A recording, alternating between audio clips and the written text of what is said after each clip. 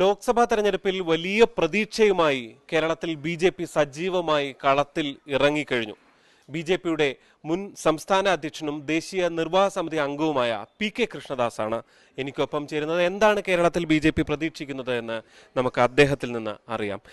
Shri P K. Krishnadas, പ്രചരണം ഒരുപക്ഷെ നേരത്തെ തുടങ്ങിയ ഒരു പാർട്ടിയെന്ന് ബി.ജെ.പി. വിശേഷിപ്പിക്കും. കാരണം പ്രധാനമന്ത്രി തന്നെ 2 തവണ വന്നുപോയി. എന്ത് ഇത്തവണ കേരളത്തിൽ സംഭവിക്കും? ഇത്തവണ ഞങ്ങൾക്ക് നല്ല ശുഭപ്രതീക്ഷയാണുള്ളത്. നമ്മുടെ വരുന്ന ലോക്സഭാ തെരഞ്ഞെടുപ്പിൽ NDA സ്ഥാനാർത്ഥികൾ വിജയിക്കാൻ പോകുന്നു. നമ്മുടെ വരുന്ന ലോക്സഭയിൽ പ്രധാനമന്ത്രിയായിട്ട് വീണ്ടും അവരോധിക്കപ്പെടാൻ പോകുന്ന നരേന്ദ്രമോദിയുടെ കരങ്ങൾ കരുത്തു പകരാൻ കേരളത്തിൽ നിന്നും NDA പ്രതിനിധികൾ ഉണ്ടാകും എന്നുള്ളതാണ് ഞങ്ങളുടെ ശുഭപ്രതീക്ഷ. അത് കേവലം ആഗ്രഹമോ മോഹങ്ങളോ മാത്രമല്ല, മറിച്ച് കേരളത്തിൻ്റെ രാഷ്ട്രീയം മാറുകയാണ്, മലയാളിയുടെ മനസ്സും മാറുകയാണ്. ഒരു പുതിയ രാഷ്ട്രീയ ധ്രുവീകരണം, ഒരു പുതിയ രാഷ്ട്രീയ മാറ്റത്തിന് കേരളം വേദിയാവാൻ പോകുന്നു. അതായത് കേരളത്തിൻ്റെ രാഷ്ട്രീയ മണ്ണ് ഭാരതീയ ജനതാ പാർട്ടിയെയും NDAയും സ്വീകരിക്കാൻ പാകപ്പെട്ടിരിക്കുന്നു എന്നുള്ളതാണ് നിഷ്പക്ഷമതികളായ ആർക്കും മനസ്സിലാക്കാൻ സാധിക്കുക. ഇത് സാധാരണഗതിയിൽ എല്ലാ ലോക്സഭാ തെരഞ്ഞെടുപ്പും അല്ലെങ്കിൽ നിയമസഭാ തെരഞ്ഞെടുപ്പിന് മുമ്പും ബി.ജെ.പി. നേതാക്കൾ വാർത്താ സമ്മേളനമോ അല്ലെങ്കിൽ അഭിമുഖങ്ങളോ ഒക്കെ നടത്തുമ്പോൾ നമ്മൾ പലതവണ കേട്ടിട്ടുള്ള വാചകങ്ങളാണ് ഇപ്പോഴും ആവർത്തിക്കപ്പെടുന്നത്. അതിൽ എത്രത്തോളം വിശ്വസനീയത പ്രതീക്ഷിക്കണം? കാരണം അതിനപ്പുറത്തേക്ക് എന്ത് സംഭവിക്കും, എന്തുകൊണ്ട് എന്തെങ്കിലും സംഭവിക്കുമെന്ന് ഇത്തവണ ബി.ജെ.പി. പ്രതീക്ഷിക്കുന്നു? അതായത് ഇതിൻ്റെ പ്രകടമായിട്ടുള്ള ഉദാഹരണമാണ് നമ്മുടെ പ്രിയങ്കരനായ പ്രധാനമന്ത്രി കഴിഞ്ഞ ഒരു 2 ആഴ്ചക്കാലത്തിനിടയിൽ 2 തവണയാണ് കേരളം സന്ദർശിച്ചത്. അദ്ദേഹത്തിൻ്റെ പ്രധാനപ്പെട്ട പരിപാടി തൃശ്ശൂരിലും എറണാകുളത്തുമായിരുന്നു. അതിനു മുമ്പും സന്ദർശിച്ചിട്ടുണ്ട്. പക്ഷേ ഈ വരുന്ന സമയത്തൊക്കെ തന്നെ അദ്ദേഹത്തെ കാണാൻ, അദ്ദേഹത്തിൻ്റെ പ്രസംഗം കേൾക്കാൻ ഒരു വലിയ പൊതുസമൂഹം തയ്യാറാവുന്നു എന്നുള്ളതാണ്. വളരെ ആവേശപൂർവ്വം നരേന്ദ്രമോദിയെ സ്വീകരിക്കാൻ കേരളം തയ്യാറെടുക്കുന്നു എന്നുള്ളതിൻ്റെ വ്യക്തമായ ഉദാഹരണമാണ് ഈ പ്രധാനമന്ത്രിയുടെ പരിപാടിയിൽ പങ്കെടുത്ത ആൾക്കൂട്ടം. ഒന്ന് തൃശ്ശൂരിൽ സ്ത്രീ ശക്തിയുടെ വലിയൊരു പ്രദർശനമായിരുന്നു. സത്യത്തിൽ ഞങ്ങൾ പ്രതീക്ഷിച്ചതിനപ്പുറത്തായിരുന്നു ആ സ്ത്രീകളുടെ അതിലെ പങ്കാളിത്തം. അതേപോലെ തന്നെ അന്ന് തന്നെ നടന്നിട്ടുള്ള റോഡ് ഷോ, പിന്നീട് എറണാകുളത്ത് നടന്ന റോഡ് ഷോ, ഇതെല്ലാം തന്നെ ഞങ്ങളുടെ പ്രതീക്ഷയ്ക്ക് അപ്പുറത്തായിരുന്നു പൊതുസമൂഹത്തിൻ്റെ പങ്കാളിത്തം. അതുകൊണ്ട് മാറുന്ന കേരളത്തിൻ്റെ ഒരു പ്രകടമായ ഉദാഹരണമാണ്. മാത്രമല്ല, LDFിലെ വിശ്വാസവും UDFിലെ വിശ്വാസവും ജനങ്ങൾക്ക് നഷ്ടപ്പെട്ടു എന്നുള്ളത് ശരിയാണ്. കാരണം ഇപ്പം ഏറ്റവും ഒടുവിൽ LDFിനെതിരായിട്ട് അല്ലെങ്കിൽ LDFിൻ്റെ ഭരണത്തിനെതിരായിട്ട്, അവരുടെ ജനവിരുദ്ധതയ്ക്കെതിരായിട്ട്, ഏകാധിപത്യത്തിനെതിരായിട്ട്, അവരുടെ ഈ ആത്മപ്രശംസക്ക്, നേതൃപൂജക്കെതിരായിട്ട് ഇപ്പം രംഗത്ത് വന്നിരിക്കുന്നത് നമ്മളൊക്കെ ഞെട്ടിപ്പിച്ചുകൊണ്ട് ബഹുമാന്യനായ MT വാസുദേവന്മാരെ പോലെയുള്ള, M മുകുന്ദനെ പോലെയുള്ള, അല്ലെങ്കിൽ സച്ചിദാനന്ദനെ പോലെയുള്ള സാഹിത്യകാരന്മാർ, അല്ലെങ്കിൽ ഒരു കാലത്ത് ഇടതുപക്ഷത്തോട് ആഭിമുഖ്യം പുലർത്തിയവരാണ് ശക്തമായ രീതിയിൽ ഇപ്പം രംഗത്ത് വന്നിരിക്കുന്നത്. ഇത് കേവലം ഒരു MTയുടെയോ അല്ലെങ്കിൽ ശ്രീമാൻ M മുകുന്ദൻ്റെയോ സച്ചിദാനന്ദൻ്റെയോ മാത്രം അഭിപ്രായമല്ല. കേരളത്തിൽ രൂപപ്പെട്ടു വരുന്ന സാമൂഹ്യ മനസ്സ്, അതാണ് ഈ സാഹിത്യകാരന്മാരിലൂടെ പുറത്തു വന്നിരിക്കുന്നത്. കാരണം അതുകൊണ്ട് കേരളത്തിലെ ജനത ഇനി വിശ്വാസം അർപ്പിക്കാൻ പോകുന്നത് നരേന്ദ്രമോദിയുടെ ഗ്യാരണ്ടിയിലാണ്. കാരണം അവരുടെ മുന്നിൽ താങ്കൾ ചോദിച്ചല്ലോ എന്തുകൊണ്ടാണ് പുതിയൊരു മാറ്റം. ജനങ്ങൾ എന്താണ് നരേന്ദ്രമോദി, എന്താണ് NDA ഗവൺമെൻറ്, ജനങ്ങളിപ്പം മലയാളികൾ അനുഭവിച്ചറിഞ്ഞിരിക്കുകയാണ്. ഇവിടെ ഉണ്ടായിട്ടുള്ള ഈ മുഴുവൻ വികസനവും അത് നരേന്ദ്രമോദിയുടെ വികസനം മാത്രമേ കേരളത്തിൽ. അതേപോലത്തെ ജനക്ഷേമ പദ്ധതികൾ അതെല്ലാം തന്നെ നരേന്ദ്രമോദി സർക്കാരിൻ്റെതാണ്. അപ്പോൾ വികസനവും ജനക്ഷേമവും അത് നമ്മുടെ സംസ്ഥാനത്ത് ഉണ്ടാകണമെങ്കിൽ ഇനി LDFും UDFും മാറിയേ തീരൂ എന്നതും, അതിന് പകരം നരേന്ദ്രമോദിയുടെ രാഷ്ട്രീയം കേരളത്തിൽ ഉണ്ടാകണം എന്ന് ജനങ്ങൾ ആഗ്രഹിക്കുന്നു. അതിൻ്റെ ഞാൻ വളരെ ഉറപ്പിച്ച് പറയാം, അതിൻ്റെ പ്രതിഫലനം നമുക്ക് 2024 ലോക്സഭാ തെരഞ്ഞെടുപ്പ് കാണാൻ സാധിക്കും. ഞങ്ങളുടെ വെറും ഒരു അതിരുകവിഞ്ഞ ആഗ്രഹമോ പഴയ കാലത്തുള്ള പ്രഖ്യാപനത്തിൻ്റെ ആവർത്തനമോ അല്ല, വളരെ യാഥാർത്ഥ്യ ബോധത്തോടു കൂടിയാണ് ഈ കാര്യം പറയുന്നത്. അപ്പോഴും സംശയം ബാക്കിയുള്ളത്, ഈ നരേന്ദ്രമോദി എന്ന പ്രധാനമന്ത്രിക്ക് കേരളത്തിലെ ആരാധകർ അങ്ങനെ കുറവൊന്നുമല്ല. പലരും പുറത്തു നിന്നും ഈ പറയുന്ന അദ്ദേഹത്തിന്റെ സമ്മേളനങ്ങളിലടക്കം ആളുകൾ വരാറുമുണ്ട്. BJP എന്ന പാർട്ടി കേരളത്തിൽ മറ്റു പല പാർട്ടികളെക്കാൾ ഒറ്റയ്ക്ക് നിന്ന് വലിയ മഹാസമ്മേളനങ്ങളോ പദയാത്രകളോ ഏത് തരത്തിലുള്ള സമര പരിപാടികളിൽ മുന്നിട്ട് നിൽക്കുന്ന ഒരു പാർട്ടി മാത്രമാണ്. പക്ഷേ തെരഞ്ഞെടുപ്പ് എന്ന പരീക്ഷ ജയിക്കാൻ BJPക്ക് അത്ര എളുപ്പമല്ല എന്നുള്ളതാണ് സാധാരണഗതിയിൽ. ഈ പരിപാടികളെല്ലാം കഴിഞ്ഞാലും അത് എന്തുകൊണ്ട് BJP പരാജയപ്പെടുന്നു എന്ന് BJP ചിന്തിക്കാറുണ്ട്. എങ്ങനെയാണ് അതിനെ മറികടക്കുക, ആ പരീക്ഷയെ മറികടക്കുക? അല്ല, ഒന്നും നമ്മൾ മനസ്സിലാക്കണം. നമ്മുടെ കഴിഞ്ഞ 2019 ലോക്സഭാ തെരഞ്ഞെടുപ്പിൽ തിരുവനന്തപുരത്ത് 3,16,000 വോട്ട് നേടിയിട്ട് 2ാം സ്ഥാനത്ത് വന്നിട്ടുണ്ട്. ആ 3,16,000-ൽ നിന്ന് ഒരു 4 ലക്ഷത്തിലേക്ക് ഉയരാൻ ഇന്ന് അതിനനുകൂലമായ സാഹചര്യമുണ്ട്. ഇപ്പം ഏതാണ്ട് 2,98,000 വോട്ട് കഴിഞ്ഞ തവണ തൃശ്ശൂർ ലഭിച്ചിട്ടുണ്ട്. ആ 3 ലക്ഷത്തിൽ നിന്ന് 3,75,000 ഉയരാൻ 7 നിയമസഭാ മണ്ഡലങ്ങളിൽ അല്ലെങ്കിൽ ഒരു 2000-ഓളം ബൂത്തുകളിൽ അതിന് സാധിക്കും. അതിനുള്ള രാഷ്ട്രീയ സാഹചര്യം ഉരുത്തിരിഞ്ഞു വന്നിട്ടുണ്ട്. കഴിഞ്ഞ വർഷം പത്തനംതിട്ടയിൽ 2,96,000 വോട്ട് ലഭിച്ചിട്ടുണ്ട്. അപ്പോൾ ഇതിൽ നിന്നൊരു 75,000, 50,000 വോട്ട് വർധനവുണ്ടാക്കാനുള്ള സാഹചര്യം ഉരുത്തിരിഞ്ഞു വന്നിട്ടുണ്ട്. അതുകൊണ്ടാണ് ഞങ്ങൾ പറയുന്നത്, കേരളത്തിൽ ഞങ്ങൾ നേരത്തെ വളരെ പിന്നോട്ട് പോയിട്ടില്ല, ഞങ്ങൾ മുന്നോട്ടാണ് വന്നിട്ടുള്ളത്. വലിയ വോട്ട് 2019 നേടിയെടുത്തിട്ടുണ്ട്. പക്ഷേ 2019-നേക്കാൾ വീണ്ടും അനുകൂലമായ സാഹചര്യം ഞങ്ങൾക്കിവിടെ ഉരുത്തിരിഞ്ഞു വന്നിട്ടുണ്ട്. മാത്രമല്ല, ഇപ്പം നരേന്ദ്രമോദിയുടെ ഭരണം ഭാരതത്തിൽ ഇനിയും ഉണ്ടാകണം, അതിൻ്റെ പ്രതിനിധികൾ കേരളത്തിൽ നിന്നും വിജയിക്കേണ്ടതായിട്ടുണ്ട് എന്നുള്ള തോന്നൽ പൊതുവെ മലയാളികൾക്കുണ്ട്. അത് ജാതി മത പരിഗണനകൾക്ക് അതീതമായിട്ട് ഇപ്പം കഴിഞ്ഞ തെരഞ്ഞെടുപ്പുകളിലൊക്കെ ഞങ്ങൾക്ക് കിട്ടാത്ത ചില വിഭാഗങ്ങളിൽ നിന്ന് ഇത്തവണ കൂടുതൽ വോട്ടുകൾ ഞങ്ങൾ പ്രതീക്ഷിക്കുന്നുണ്ട്. ആ പ്രതീക്ഷയാണ് ഞങ്ങളുടെ ഈ വിജയത്തിന് ആധാരമായി കാണുന്നത്. അതായത് ക്രൈസ്തവ വോട്ടുകൾ എന്ന് തന്നെ തുറന്നു പറയാൻ പറ്റുമോ? കാരണം അതിനുവേണ്ടി കുറേ ശ്രമങ്ങൾ BJP കഴിഞ്ഞ കുറേ കാലമായി നടത്തുന്നത് നമുക്ക് കാണാമായിരുന്നു. അല്ല, ഞാൻ ക്രൈസ്തവ സമൂഹത്തിൻ്റെ മാത്രം ശരിയാണ്, ക്രൈസ്തവ സമൂഹവുമായിട്ട് ഞങ്ങൾ വലിയ അടുത്ത ബന്ധങ്ങളുണ്ട്. അവർക്കും അവരുടേതായ പ്രയാസങ്ങളും പ്രശ്നങ്ങളും ആവശ്യങ്ങളുമുണ്ട്. പക്ഷെ ഇതുവരെ ഇല്ലാത്ത രീതിയിലുള്ള ചില ബന്ധങ്ങൾ, സുഹൃത്ത് ബന്ധങ്ങൾ ഞങ്ങൾക്ക് ഉണ്ടാക്കിയെടുക്കാൻ സാധിച്ചിട്ടുണ്ട്.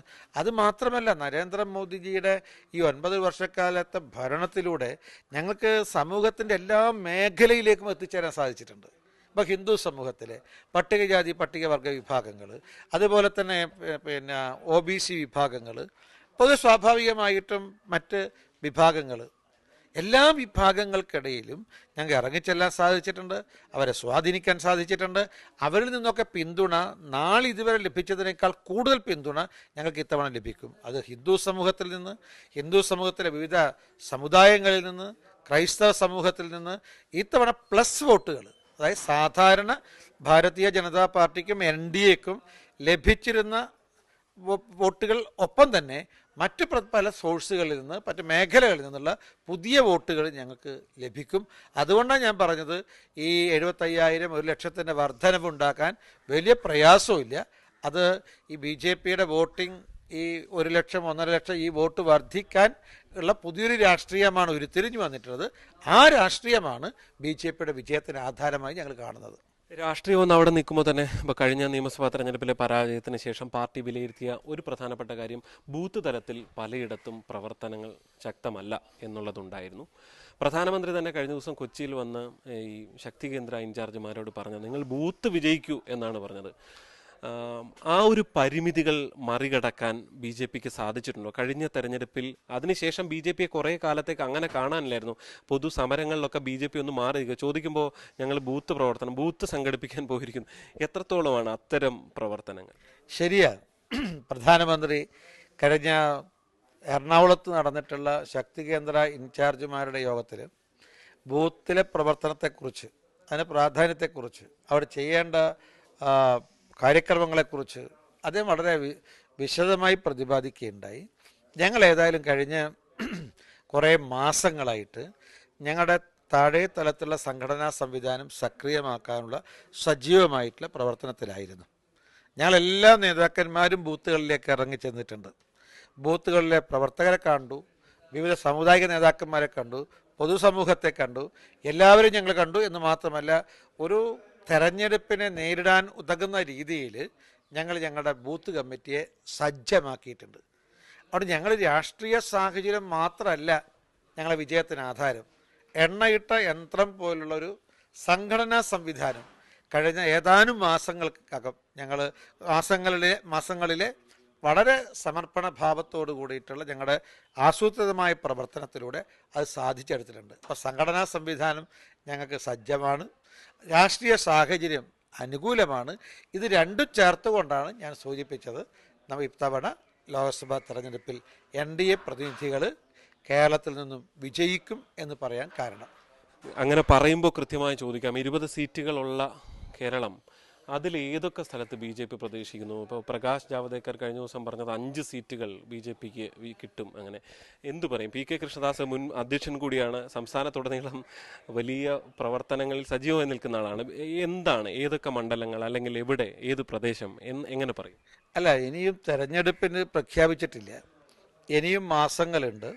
ഏതായാലും ഈ പ്രകാശ് ജാവദേക്കർജി പറഞ്ഞതും ഒക്കെ ഒരു കാര്യമാണ് വ്യക്തമാകുന്നത്. ഞാൻ പറഞ്ഞതും ഒരേ കാര്യമാണ് ഞങ്ങളെല്ലാം പറയുന്നത്. അതായത് ഇത്തവണ നരേന്ദ്രമോദിക്ക് അനുകൂലമായി കൈപ്പൊക്കാൻ കേരളത്തിൽ നിന്നും NDA പ്രതിനിധികൾ ഉണ്ടാകും എന്നുള്ളതാണ് അർത്ഥം. ഏത് മണ്ഡലത്തിൽ നിന്ന് ആരൊക്കെ വിജയിക്കും, ഇതൊക്കെ നമുക്കിനി വരാവുന്ന നാളുകളിലാണ് ഇതൊക്കെ പറയേണ്ടത്. ഇപ്പോഴേതായാലും ഇത്ര മാത്രമേ പറയുന്നുള്ളൂ. അതായത് BJP NDA 2024 ലോക്സഭാ തെരഞ്ഞെടുപ്പിൽ വിജയിക്കാൻ പോകുന്നു. ഈ ഒരു രാഷ്ട്രീയ മാറ്റത്തിന് കേരളം കളമൊരുങ്ങുകയാണ്. ഞാൻ പറഞ്ഞല്ലോ നേരത്തെ രാമജന്മഭൂമിയിൽ നടന്ന പ്രാണപ്രതിഷ്ഠയിൽ LDFൻ്റെയും UDFൻ്റെയും ആഹ്വാനം ജനങ്ങൾ തള്ളിക്കളയുക ചെയ്തത്. ഇവർ രണ്ടുപേരും ഈ പ്രാണപ്രതിഷ്ഠ ചടങ്ങ് ബഹിഷ്കരിക്കാൻ തീരുമാനിച്ചു. പക്ഷേ അവരുടെ ബഹിഷ്കരണത്തിനെതിരായിട്ട് കേരളത്തിലെ എല്ലാ സാമുദായിക സംഘടനകളും രംഗത്ത് വന്നു. അപ്പോൾ അത് ആദ്യമായിട്ടാണ്. അതായത് കോൺഗ്രസ് മുഖ്യധാര രാഷ്ട്രീയ പാർട്ടിയായ, അല്ലെങ്കിൽ കേരളത്തിലെ ഭരണപക്ഷവും മുഖ്യ പ്രതിപക്ഷ കക്ഷിയും ഒരു നടത്തിയ ആഹ്വാനത്തിനെതിരായിട്ട് കേരളത്തിലെ സാമുദായിക സംഘടനകൾ, ക്രൈസ്തവ സംഘടനകളൊക്കെ രംഗത്ത് വരുന്നത് നമ്മുടെ സംസ്ഥാനത്തിൻ്റെ രാഷ്ട്രീയ ചരിത്രത്തിൽ ആദ്യമായിട്ടാണ്. അതുകൊണ്ടാണ് ഞാൻ പറഞ്ഞത് കേരളത്തിലൊരു പൊതുമനസ്സ് രൂപപ്പെട്ടു വരുന്നുണ്ട്. അത് നരേന്ദ്രമോദിയുടെ ഗ്യാരണ്ടിയെ അംഗീകരിക്കുന്ന ഒരു മനസ്സാണ്.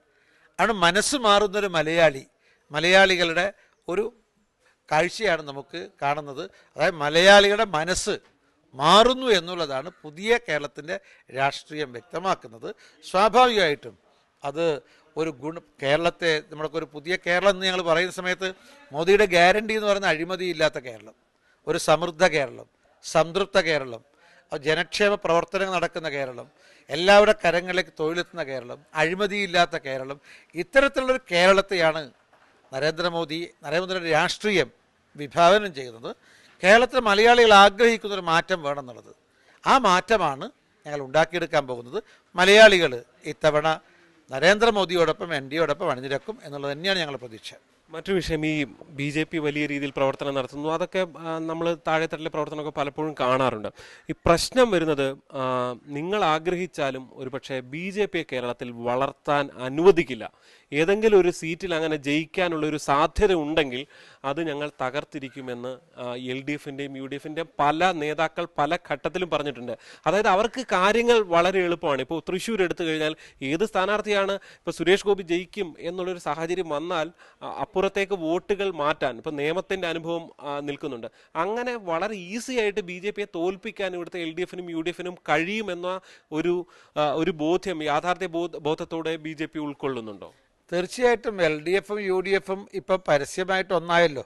IND മുന്നണി എന്ന് പറയുന്നത് LDFും UDFും ചേർന്നതാണ്. ഇപ്പോൾ LDFിനെയും UDFിനെയും ഞങ്ങൾ രണ്ട് മുന്നണിയായി കാണുന്നില്ല. CPMനെയും കോൺഗ്രസിനെയും രണ്ട് പാർട്ടിയായും കാണുന്നില്ല. ഇതൊരു മുന്നണിയിലെ ഘടകകക്ഷിയാണ്. മുഖ്യമന്ത്രി നേതൃത്വം കൊടുക്കുന്ന CPM, പ്രതിപക്ഷ നേതാവ് നേതൃത്വം കൊടുക്കുന്ന കോൺഗ്രസ്. ഇത് IND മുന്നണിയുടെ ഭാഗമാണ്. ഇവരൊരുമിക്കും. ഇത്രയും നമ്മൾ നേരത്തെ ഈ അണിയറയിലായിരുന്നു ഇവിടെ സഖ്യം നേരത്തെയും കേരളത്തിലാണ്. BJPയെ തോൽപ്പിക്കാൻ വേണ്ടിയിട്ട് അങ്ങ് തന്നെ സൂചിപ്പിച്ചല്ലോ എന്താണ് നിയമത്ത് നടന്നതെന്നുള്ളത്. അവരവർ സമ്മതിക്കുകയും ചെയ്തിട്ടുണ്ട്. ഇതൊക്കെ അരങ്ങത്തെ അണിയറയിലായിരുന്നു ഈ സഖ്യവും സഹകരണവും അവിശുദ്ധ ബന്ധങ്ങളൊക്കെ. ഇപ്പം അത് മറന്നീക്കി പുറത്തു വന്നു. ഇപ്പം അണിയറയിൽ മാത്രം ഉണ്ടായിരുന്ന മാർക്സിസ്റ്റ് കോൺഗ്രസ് സഖ്യം അവിശുദ്ധ ബന്ധം അണിയറയിൽ വന്നിട്ടുണ്ട്. മാത്രമല്ല പുതിയ രാഷ്ട്രീയ സാഹചര്യം, അതായത് ഈ പ്രധാനമന്ത്രിയുടെ ഈ സന്ദർശനത്തിൻ്റെ ഭാഗമായിട്ടുണ്ടായിട്ടുള്ള രാഷ്ട്രീയ മാറ്റം, ഈ അയോധ്യ സംഭവത്തോട് ഇവർ രണ്ട് മുന്നണിയെയും തള്ളിപ്പറയാനുള്ള കേരളത്തിലെ വിവിധ സംഘടനകൾ കാണിച്ച ധൈര്യം, നമ്മുടെ സാഹിത്യകാരന്മാർ പോലും പറഞ്ഞു ഇവിടെ ഈ LDF UDF വേർതിരിച്ചറിയാനാവാത്ത വിധം ഒന്നായി എന്ന് മുകുന്ദനെ പോലെ സാഹിത്യകാരന്മാർ പോലും പരസ്യം പ്രഖ്യാപിച്ചു. അപ്പോൾ ഈ ഒരു സാഹചര്യത്തിൽ ഞങ്ങൾ പറയുന്നത് BJPക്ക് അനുകൂലമായിട്ട് NDAക്ക് അനുകൂലമായിട്ട് വലിയൊരു വാതാവരണം വന്നിട്ടുണ്ട്, വലിയൊരു സാഹചര്യം സൃഷ്ടിക്കപ്പെട്ടിട്ടുണ്ട്. അതിൽ ഈ ഒരു കാര്യം വളരെ വ്യക്തമായിട്ട് ഞങ്ങൾ പറയാൻ ആഗ്രഹിക്കുന്നത്, ഇവരെ ഒന്നിച്ചാലും ജനങ്ങൾ ഇവർ രണ്ടുപേരെയും പരാജയപ്പെടുത്താൻ തയ്യാറാകുന്ന ഞങ്ങളുടെ പ്രതീക്ഷ. അപ്പോൾ 51% വോട്ട് കിട്ടിയാലാണ് ഞങ്ങൾ വിജയിക്കാൻ സാധിക്കുക. ജനങ്ങൾ ഇതെല്ലാം കാണുന്നുണ്ട്. ഇപ്പം നോക്കൂ നിങ്ങൾ, ഈ മോദിജിയുടെ വരവിന് ശേഷം അയോധ്യ പ്രാണപ്രതിഷ്ഠയ്ക്ക് ശേഷം കേരളത്തിൽ പുതിയ, ഞാൻ പറഞ്ഞൊരു സാഹചര്യം രൂപപ്പെട്ടു വന്നിട്ടുണ്ട്. അതുകൊണ്ട് ഇപ്പോൾ LDFന് തോന്നിയിരിക്കും ഞങ്ങൾക്ക് ഒറ്റയ്ക്ക് BJPയെ നേരിടാൻ കഴിയില്ല. UDFന് തോന്നിയിട്ടുണ്ട്, അല്ലെങ്കിൽ കോൺഗ്രസ് തോന്നിയിട്ടുണ്ട് ഞങ്ങൾക്ക് ഈ BJPയെ നേരിടാൻ NDA നേരിടാൻ കഴിയില്ല. അതുകൊണ്ടാണ് മുഖ്യമന്ത്രി ആദ്യമായിട്ട് INDയുടെ യോഗം വിളിച്ചു കഴിഞ്ഞ 15-ാം തീയതി. ആ INDയുടെ യോഗത്തിൽ ചർച്ച ചെയ്ത പല കാര്യങ്ങളും ചർച്ച ചെയ്തിട്ടുണ്ടെങ്കിലും അത് BJP വിരുദ്ധ മുന്നണി കേരളത്തിൽ രൂപീകരിക്കപ്പെടുന്നതിൻ്റെ ആദ്യ പടിയാണ്. അവർ ഭയക്കുന്നു. BJPയെ മാത്രമല്ല, NDA മാത്രമല്ല ഭയക്കുന്നത്, നരേന്ദ്രമോദിയെ മാത്രമല്ല ഭയക്കുന്നത്, കേരളത്തിലെ ജനങ്ങളെ ഭയക്കുന്നു. ജനങ്ങളുടെ വിശ്വാസം മോഡിയുടെ ഗ്യാരണ്ടിയോടൊപ്പമാണ് എന്നുള്ള ധാരണ മാർക്സിസ്റ്റ് പാർട്ടിയും കോൺഗ്രസിലും ഉണ്ട്. ഇവർ ഒരുമിച്ച് തന്നെ നിൽക്കും. പക്ഷേ അപ്പോൾ അങ്ങനെ ഒരുമിച്ച് വരുമ്പോൾ താങ്കൾ നേരത്തെ പറഞ്ഞ പോലെ കേവലം ഒരു 75,000 വോട്ട് കൂടുതലായി BJPക്ക് കിട്ടിയാൽ പോരാ ഒരു മണ്ഡലത്തിൽ ജയിക്കാൻ. അവിടെയാണ് ജയം എന്നുള്ളത് വലിയൊരു സ്വപ്നമായി തന്നെ അവശേഷിക്കുമോ എന്ന സംശയം ബാക്കിയാകുന്നത്. ഈ കേവലം നമ്മൾ പൊളിറ്റിക്സിൽ ഒരു കാര്യം മനസ്സിലാക്കണം, 4-ഉം 3-ഉം 7 ആവണമെന്നില്ല. 4-ഉം 3-ഉം 7 ആവാം, 4-ഉം 3-ഉം 10 ആവാം, 4-ഉം 3-ഉം 2 ആവാം. കാരണം കേരളത്തിലെ ജനങ്ങൾ വിദ്യാസമ്പന്നരാ, രാഷ്ട്രീയ ബോധമുള്ളവരാ. ഇപ്പോൾ അവർ കാര്യങ്ങളൊക്കെ ഏതാണ്ട് മനസ്സിലാക്കി കഴിഞ്ഞിട്ടുണ്ട്, അവർ മനസ്സ് മാറുന്നുണ്ട്. അതുകൊണ്ട് ഇവർ രണ്ടുപേരും ഒരുമിച്ചാലും അതിൽ നിന്നും BJPയെ വിജയിപ്പിക്കാൻ, NDAയെ വിജയിപ്പിക്കാൻ കേരളത്തിലെ ജനങ്ങൾ, അത് തൃശ്ശൂരായാലും തിരുവനന്തപുരത്തായാലും പത്തനംതിട്ടയിലായാലും പാലക്കാടായാലും എവിടെയായാലും കേരളത്തിലെ ഏത് മണ്ഡലത്തിലായാലും ആ ജനങ്ങൾ അത് ഏറ്റെടുത്തുകൊണ്ട് BJPയെ NDAയെ വിജയിപ്പിക്കാൻ തയ്യാറാകുന്നുള്ള പ്രതീക്ഷ. അവരൊന്നാവുന്ന കാര്യത്തിൽ ഒരു സംശയമില്ല. ഇപ്പോഴേ ഒന്നാണ്. ഇനി അടുത്ത തെരഞ്ഞെടുപ്പ് അടുക്കുന്ന സമയത്ത് CPMഉം കോൺഗ്രസും ഇനിയും ഒന്നാകും. മാത്രം ഞങ്ങൾ പറയുന്നത് അറിയോ, പരമ്പരാഗതമായി മാർക്സിസ്റ്റ് പാർട്ടിക്ക് വോട്ട് ചെയ്തവർ, പരമ്പരാഗതമായി കോൺഗ്രസിന് വോട്ട് ചെയ്തവർ, അതിൽ ബഹുഭൂരിപക്ഷ ആളുകളും BJPക്ക് അനുകൂലമായിട്ട് വോട്ട് ചെയ്യും, NDAക്ക് അനുകൂലമായി വോട്ട് ചെയ്യും. ഈ സമീപകാലത്ത് കൂടുതലും കാണുന്നത് തൃശ്ശൂർ കേന്ദ്രീകരിച്ചുള്ള ഒരു പ്രവർത്തനമാണ്. ഒരു സമയത്ത് BJP ഏറ്റവും വിജയപ്രതീക്ഷ പുലർത്തിയിരുന്ന മണ്ഡലം തിരുവനന്തപുരമായിരുന്നു. ഒരു സമയത്ത് രാജഗോപാൽ ഏതാണ്ട് 14,000 വോട്ടിൻ്റെ മാത്രം ഭൂരിപക്ഷത്തിലാണ് അന്ന് പരാജയപ്പെട്ടത്. തിരുവനന്തപുരത്തെ BJP ഉപേക്ഷിക്കുകയാണ്. അവിടെ ശശി തരൂർ എന്നുള്ള വലിയൊരു ആൾ അവിടെ നിൽക്കുന്നതുകൊണ്ടാണ്. എന്താണ് അവിടെ തിരുവനന്തപുരത്തിന് സംഭവിക്കുന്നത്? ഞങ്ങൾക്ക് തിരുവനന്തപുരത്ത് ഞങ്ങൾ ഉപേക്ഷിച്ചിട്ടൊന്നുമില്ല. ഞങ്ങളെ പ്രവർത്തനം വളരെ ശക്തമായി നടക്കുന്നുണ്ട്. പ്രധാനമന്ത്രി ഇപ്പോഴേ ചില കാരണങ്ങൾ കൊണ്ടാണ് തൃശ്ശൂരിൽ എറണാകുളത്ത് വന്നത്. ഇപ്പം സുരേഷ് ഗോപിയുടെ മകളുടെ വിവാഹം ഗുരുവായൂരിലാണ്. അപ്പോൾ അദ്ദേഹം ഗുരുവായൂരിൽ വന്നു. അതോടനുബന്ധിച്ച് എറണാകുളത്തെ പരിപാടിയിൽ പങ്കെടുത്തു. നേരത്തെ ഞങ്ങൾ പാർട്ടി നിശ്ചയിച്ച പരിപാടി തന്നെയായിരുന്നു. ഇപ്പോൾ സ്ത്രീ ശാക്തീകരണത്തിൻ്റെ ഭാഗമായിട്ട് സ്ത്രീ സംഗമം, നാരി ശക്തിയുടെ ഒരു സംഗമ പരിപാടി തൃശ്ശൂരിൽ വന്നത്. അത് സ്വാഭാവികമായിട്ടൊരു യാദൃശ്യമായിട്ടുണ്ടായതാണ്. പക്ഷേ ഇനി അടുത്ത് പ്രധാനമന്ത്രി ഇനി മറ്റ് പല മണ്ഡലങ്ങളിൽ വരുന്നുണ്ട്, തിരുവനന്തപുരത്തും വരും. അപ്പോൾ സ്വാഭാവികമായിട്ട് താങ്കളുടെ പൊതുവെയുള്ള ഈ പരാതി അത് പരിഹരിക്കപ്പെടുന്ന കാര്യത്തിൽ യാതൊരു സംശയമില്ല. തിരുവനന്തപുരം ഞങ്ങൾ പ്രതീക്ഷ അർപ്പിക്കുന്ന നിയോജക മണ്ഡലങ്ങളിൽ ഒന്നാണ്. അങ്ങനെ പല മണ്ഡലങ്ങളിൽ ഞങ്ങൾ പ്രതീക്ഷ അർപ്പിക്കുന്നുണ്ട്. അതിലൊന്നാണ് തിരുവനന്തപുരം. തിരുവനന്തപുരത്തെക്കുറിച്ച് ഞങ്ങൾ അങ്ങനെ വിട്ടിരുന്നില്ല. ശശി തരൂരിനെ സംബന്ധിച്ച് ജനങ്ങളിൽ നിന്ന് ഇപ്പം ഇത്തവണ ജനങ്ങളിൽ നിന്ന് വലിയ പ്രതിഷേധമാണ് അദ്ദേഹം നേരിടാൻ വേണ്ടി പോകുന്നത്. 2 കാരണങ്ങൾ കൊണ്ടുവന്നു. ഒന്ന്, അദ്ദേഹത്തിൻ്റെ കോൺഗ്രസിൻ്റെ രാഷ്ട്രീയ നിലപാടിനോടുള്ള തിരുവനന്തപുരത്തെ ജനങ്ങളുടെ വിയോജിപ്പും വിരോധവും. 2, ആ മണ്ഡലത്തെ തിരിഞ്ഞു നോക്കാത്ത, ആ മണ്ഡലത്തിന് വേണ്ടി ഒന്നും ചെയ്യാത്ത, അതായത് തെരഞ്ഞെടുപ്പ് കഴിഞ്ഞ് വിജയിച്ച് പോയതിന് ശേഷം ഒരു മണ്ഡലത്തോട് എത്രമാത്രം അവഗണന കാണിക്കാമോ അതിൻ്റെ പ്രതീകമാണ് ശശി തരൂർ എന്ന് പറയുന്നത്. ആൾ വിശ്വനായകനായാലും തിരക്കേടില്ല, വിശ്വ നേതാവായാലും തിരക്കേടില്ല. തിരുവനന്തപുരത്തെ ജനങ്ങളെ സംബന്ധിച്ച് അദ്ദേഹത്തെ കൊണ്ട് യാതൊരു പ്രയോജനവുമില്ല. ഒരു ജനപ്രതിനിധി എന്ന നിലക്ക് 100% പരാജയമാണ് ശശി തരൂരെന്ന് എല്ലാവർക്കും അറിയാം. അത് ഞങ്ങൾക്ക് അനുകൂലമായിട്ട് ബി.ജെ.പിക്കും NDAക്കും അനുകൂലമായി മാറും എന്നുള്ളതാണ് ഞങ്ങളുടെ പ്രതീക്ഷ.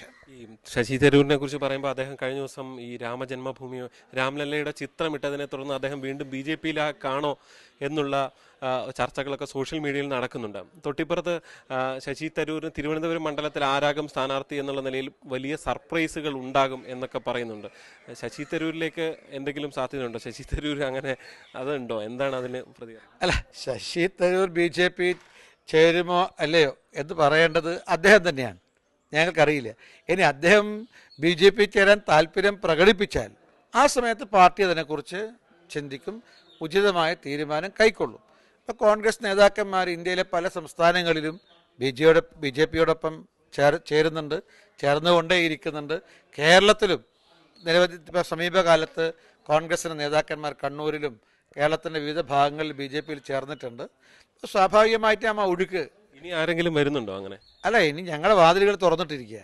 മാർക്സിസ്റ്റ് പാർട്ടിയിലും കോൺഗ്രസിലും മറ്റ് രാഷ്ട്രീയ പാർട്ടികളിലുമുള്ള നേതാക്കന്മാർ, പ്രവർത്തകന്മാർ, അവർക്ക് വേണ്ടിയിട്ട് ഞങ്ങളെ വാതിലുകൾ തുറന്നിട്ടിരിക്കുക. കാരണം ഞങ്ങൾ പുതിയ ആളുകളെ സ്വീകരിച്ചുകൊണ്ടിരിക്കുക. അപ്പോൾ ആ സമയത്ത് ഞങ്ങൾ ഇപ്പോൾ ഇന്നേ വ്യക്തി വരുമോ എന്നുള്ള ചോദിച്ചാൽ അത് അദ്ദേഹമാണ് നിലപാട് വ്യക്തമാക്കേണ്ടത്. അദ്ദേഹം ശശി തരൂർ BJP-യിൽ ചേരാൻ തയ്യാറാണ് എന്ന് പറയുകയാണെങ്കിൽ, നരേന്ദ്രമോദിയുടെ നേതൃത്വത്തെ അംഗീകരിക്കുകയാണെങ്കിൽ സ്വാഭാവികമായിട്ടും ആ സമയത്ത് ഞങ്ങൾ അതിനെക്കുറിച്ച് ചിന്തിക്കും. ഈ തിരുവനന്തപുരത്തെക്കുറിച്ച് വീണ്ടും ചോദിക്കുന്നത്, തിരുവനന്തപുരത്ത് സർപ്രൈസ് സ്ഥാനാർത്ഥിയാണ് BJP-യുടെ എന്നാണ് പറയുന്നത്. സർപ്രൈസ് ഉണ്ടാവുമോ? തിരുവനന്തപുരത്ത് ഞങ്ങൾ ഏറ്റവും നല്ലൊരു സ്ഥാനാർത്ഥി, ഏറ്റവും പ്രഗത്ഭനായ സ്ഥാനാർത്ഥിയെ തന്നെ അവിടെ ഞങ്ങൾ നിശ്ചയിക്കും എന്ന കാര്യത്തിൽ സംശയമില്ല. കേരളത്തിലെ 20 ലോക്സഭാ മണ്ഡലങ്ങളിലും ഞങ്ങൾ NDA ഇത്തവണ പ്രഗത്ഭരായ സ്ഥാനാർത്ഥികളെ തന്നെയാണ് ഞങ്ങൾ നിശ്ചയിച്ച് നിർത്താൻ വേണ്ടി പോകുന്നത്. തിരുവനന്തപുരവും ഞങ്ങൾ ഏറ്റവും പ്രഗത്ഭനായിട്ടുള്ള സ്ഥാനാർത്ഥി ആയിരിക്കും അവിടെ NDAയുടെ സ്ഥാനാർത്ഥിയായിട്ട് മത്സരിക്കാൻ പോകുന്നത്. അതുകൊണ്ട് ജനങ്ങൾക്ക്, എല്ലാ വിഭാഗം ജനങ്ങൾക്കും 2 കൈയും നീട്ടി സ്വീകരിക്കാൻ സാധിക്കുന്ന സ്ഥാനാർത്ഥികളെയായിരിക്കും ഞങ്ങൾ ഇത്തവണ മലയാളി തന്നെ ആയിരിക്കും തിരുവനന്തപുരം സ്ഥാനാർത്ഥി? അല്ല, അതിപ്പോൾ നമ്മൾ അതിനുശേഷം ആ തീരുമാനം വരുന്ന സമയത്ത് നമുക്ക് മനസ്സിലാക്കാൻ സാധിക്കും. മലയാളിയാണോ, ഇതര ഭാഷക്കാരനാണോ, അല്ലെങ്കിൽ അതൊക്കെ നമ്മുടെ അതിൻ്റെ സ്ഥാനാർത്ഥി നിർണയത്തിൻ്റെ ഞങ്ങൾ പ്രാരംഭ പ്രവർത്തനങ്ങൾ പോലും ഇപ്പോൾ തുടങ്ങിയിട്ടില്ല. അപ്പം അതിൻ്റെ പ്രവർത്തനങ്ങളുമായിട്ട് സ്ഥാനാർത്ഥി നിർണയത്തെക്കുറിച്ചുള്ള ചർച്ചകളൊക്കെ മുന്നോട്ട് പോകുന്ന സമയത്താണ് ഈ ചോദ്യത്തിന് കൃത്യമായിട്ടുള്ള ഉത്തരം ഞങ്ങൾക്ക് പറയാൻ സാധിക്കുക. പാർട്ടി നേതാക്കൾ തന്നെ മത്സരിക്കണമെന്നുള്ള നിർബന്ധമൊന്നുമില്ല അല്ലേ? അല്ല, പാർട്ടി നമ്മുടെ സാധാരണ പാർട്ടി നേതാക്കന്മാർ മത്സരിക്കും, അല്ലാത്ത പല ആൾക്കാരൊക്കെ മത്സരിക്കാൻ സാധ്യതയുണ്ട്. അതിപ്പോൾ ആരാണ് ഈ ഓരോ നിയോജക മണ്ഡലങ്ങളിലും ആരാണ് മത്സരിക്കുന്നത് എന്നതിനെ സംബന്ധിച്ചുള്ളത് ഇനി അങ്ങോട്ടുള്ള നാളുകളിൽ നടക്കുന്ന ചർച്ചയും തീരുമാനത്തിന്റെ അടിസ്ഥാനത്തിൽ പറയാൻ സാധിക്കൂ. കേന്ദ്ര നേതാക്കൾ വരില്ല എന്നിപ്പോൾ പറയാൻ കഴിയില്ല. എങ്ങനെ? തിരുവനന്തപുരത്ത് മത്സരിക്കുക ഇപ്പോൾ നിർമ്മല സീതാരാമൻ അല്ലെങ്കിൽ പ്രധാനമന്ത്രി നരേന്ദ്ര, ഇങ്ങനെയൊക്കെയുള്ള പേരുകൾ ചർച്ചയാകുന്നുണ്ടായിരുന്നു, അതുകൊണ്ടാണ് ചോദിക്കുന്നത്. അല്ല, അതിലിപ്പോൾ സ്ഥാനാർത്ഥി നിർണയത്തിന്റെ ചർച്ചകൾ ആരംഭിച്ചാലാണ് ഞങ്ങൾക്ക് ഇതിനൊക്കെ കൃത്യമായിട്ടുള്ള ഉത്തരം പറയാൻ സാധിക്കുക. ഇപ്പോൾ ഇത്രയും പറയാൻ പറ്റൂ, ഏത് പ്രഗത്ഭരായ സ്ഥാനാർത്ഥികളെയാണ് തിരുവനന്തപുരം ഉൾപ്പെടെയുള്ള 20 ലോകസഭാ മണ്ഡലങ്ങളിൽ ഞങ്ങൾ നിർത്താൻ വേണ്ടി പോകുന്നത്. താങ്കളുടെ പേര് വയനാട്ടിൽ കേൾക്കുന്നുണ്ടായിരുന്നു. അത്തരം അതൊക്കെ മാധ്യമങ്ങളിലൂടെ വന്നതാണ്. അങ്ങനെ പല മണ്ഡലങ്ങളിലും മത്സരിക്കുന്നില്ല. ഇതൊക്കെ സ്വാഭാവികമായിട്ട് തെരഞ്ഞെടുപ്പിന് മുമ്പുള്ള മാധ്യമങ്ങളിലെ വാർത്തകൾ മാത്രമേ ഉള്ളൂ. ഇതിനെ സംബന്ധിച്ചുള്ള ഔദ്യോഗിക തീരുമാനം പാർട്ടിയാണ് BJP-യെ സംബന്ധിച്ച് എടുക്കാൻ വേണ്ടി പോകുന്നത്. പിന്നെ സ്വാഭാവികമായിട്ട് NDA എന്നുള്ള മുന്നണി ഇപ്പോൾ കേരളത്തിൽ ശക്തമാണ്. സ്വാഭാവികമായിട്ടും ഈ സീറ്റ് വിഭജനം, അതുപോലെ സ്ഥാനാർത്ഥി നിർണയം, അത് BJP മാത്രമല്ല NDAയിലെ ഘടകകക്ഷികളുമായിട്ട് ആലോചിച്ച് അവരുടെയും കൂടി അനുമതിയും അനുവാദവും വാങ്ങിക്കൊണ്ടാണ് ഞങ്ങൾ ഇത്തവണ സ്ഥാനാർത്ഥിയെ നിർത്താൻ വേണ്ടി പോകുന്നത്. വയനാട്ടിൽ BJP തന്നെ മത്സരിക്കാൻ തീരുമാനിച്ചിട്ടുണ്ടോ? അങ്ങനെ ഒരു അന്തിമ തീരുമാനത്തിലേക്ക് എത്തിയോ? അത്ര ആലോചനകൾ നടക്കുന്നതായിട്ട് വിവരം ഉണ്ടായിരുന്നു. ഞങ്ങളിപ്പോൾ ഈ ഞങ്ങളുടെ സംസ്ഥാന അധ്യക്ഷൻ്റെ K. സുരേന്ദ്രൻ നേതൃത്വം നൽകുന്ന കേരള പദയാത്ര ജനുവരി 27-ാം തീയതി കാസർഗോഡ് നിന്ന് ആരംഭിക്കുകയാണ്. അത് 20 ലോകസഭാ മണ്ഡലങ്ങളിൽ പര്യടനം നടത്തിക്കൊണ്ടാണ് അതിൻ്റെ യാത്ര പൂർണ്ണമാകുന്നത്. അതിനിടയിൽ ഞങ്ങൾ ആദ്യം ഘടകകക്ഷി നേതാക്കന്മാരുമായിട്ട് ഉഭയകക്ഷി ചർച്ച നടത്തും. ആ ഉഭയകക്ഷി ചർച്ചയിൽ വെച്ചിട്ടാണ് ഇപ്പോൾ നേരത്തെ BDJS മത്സരിച്ച വയനാട് അവർക്ക് തന്നെയാണോ നൽകേണ്ടത്, അല്ലെങ്കിൽ അത് BJP മത്സരിക്കണമോ, ഈ ചർച്ച ഇതിലൊക്കെ ഈ തീരുമാനങ്ങൾ ഉണ്ടാകുന്നത് ഉഭയകക്ഷി ചർച്ചയ്ക്ക് ശേഷം മാത്രമേ പറയാൻ സാധിക്കൂ. ഏതായാലും ഞങ്ങൾ ഈ ഫെബ്രുവരി മാസം ആദ്യത്തെ ആഴ്ച NDAയിലെ ഘടകകക്ഷികളുമായിട്ടുള്ള ഉഭയകക്ഷി ചർച്ച ആരംഭിക്കും. അതിനുശേഷമായിരിക്കും BJPയുടെ സ്ഥാനാർത്ഥി നിർണയം ഉണ്ടാകാൻ പോകുന്നത്. PC ജോർജ് BJPയിലേക്ക് എത്തുന്നു, BJP സ്ഥാനാർത്ഥി അയക്കും എന്ന് പറയുന്നത്. PC ജോർജ് മുന്നണിയിലേക്ക് എത്തുകയാണോ? അതിൽ അന്തിമ തീരുമാനമായോ? തീർച്ചയായിട്ടും അവരുടെ ജനപക്ഷം പാർട്ടി ഈ NDAയുടെ ഭാഗമായി മാറാൻ അവരാഗ്രഹം പ്രകടിപ്പിച്ചിട്ടുണ്ട്. കേരളത്തിൻ്റെ പ്രത്യേക രാഷ്ട്രീയ സാഹചര്യത്തിൽ BJPയുടെ ഭാഗമാകാൻ, NDAയുടെ ഭാഗമാകാൻ സന്നദ്ധത അദ്ദേഹം പരസ്യമായി തന്നെ പ്രകടിപ്പിച്ചിട്ടുണ്ട്. സ്വാഭാവികമായിട്ട് ഞങ്ങൾ അദ്ദേഹത്തിൻ്റെ PC ജോർജ് എന്നുള്ള രാഷ്ട്രീയ നേതാവിൻ്റെയും അതേ രാഷ്ട്രീയ നേതൃത്വം കൊടുക്കുന്ന രാഷ്ട്രീയ പാർട്ടിയുടെയും ഈ ഭാവാത്മകമായിട്ടുള്ള പിന്തുണയും സഹകരണവും ഞങ്ങൾ അതിന് വലിയ പ്രാധാന്യത്തോടു കൂടിയാണ് കാണുന്നത്. ഞങ്ങൾ അഖിലേന്ത്യാ നേതൃത്വവും ഇക്കാര്യത്തെക്കുറിച്ച് അഖിലേന്ത്യാ നേതൃത്വമായിട്ട് ഞങ്ങൾ ചർച്ച നടത്തും. അതിനുശേഷം ഈ പാർട്ടി മെമ്പർ തന്നെ ആകണം എന്ന അഭിപ്രായം BJP പങ്കുവച്ചതായി പറയുന്നുണ്ടായിരുന്നു, അദ്ദേഹം തന്നെ പറയുന്നുണ്ടായിരുന്നു. അങ്ങനെ ആണോ? അല്ല, അതിനെക്കുറിച്ചൊക്കെ ചർച്ചകൾ സംഘടനകത്ത് പല രീതിയിൽ നടക്കുന്നുണ്ട്.